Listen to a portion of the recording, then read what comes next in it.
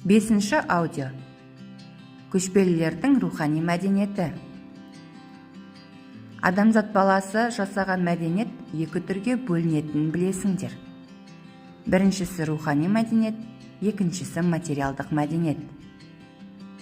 Рухани мәдениетке музыка, әдебиет, сәулет өнері, сурет өнері, кескін өнері жатса, адам баласының шаруашылыққа байланысты күнкөрісінен туған дүниелері материалдық мәдениетті құрайды.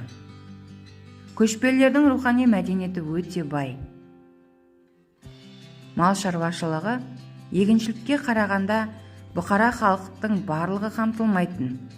Қамтығанның өзінде көшпелі қауымның бос уақыты көбірек болатын шаруашылық түрі.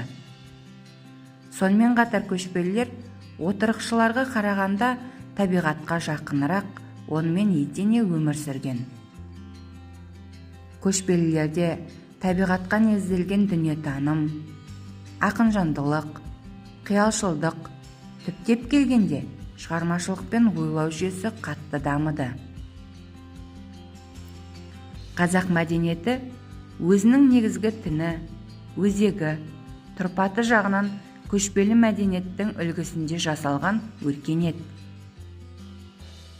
Қазақ мәдениетінде отырықшы мәдениеттің үлгілері аз болған жоқ.